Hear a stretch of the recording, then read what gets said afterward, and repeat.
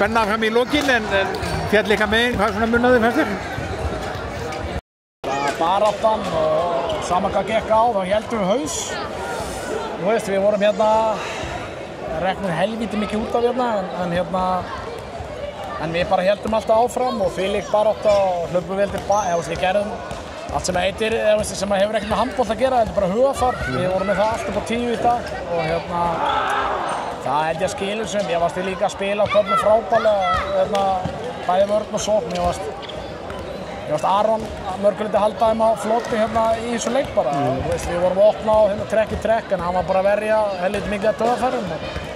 Ég er bara frábær markmaður, synd að skuli vera hætta, eða gott fyrir okkur hinna hann sé að hætta en fyrir íslenskan handbolta er það synd því hann er stórkostlegur markmaður.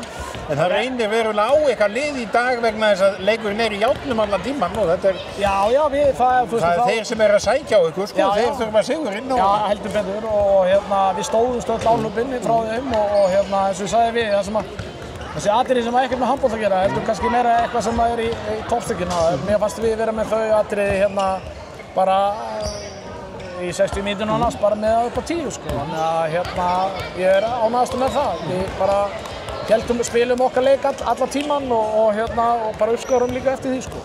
Og nú er bara FH í undanúrslitum. Já. Og eftir reyndar nokkra daga en það er saman.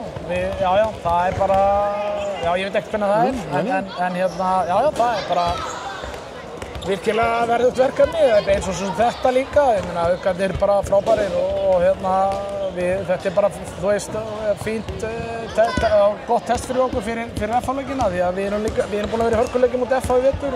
En tapa báðum? Tapa báðum, já, og þannig að við erum harma og við ætlum okkur að vinna FH, það er bara laus.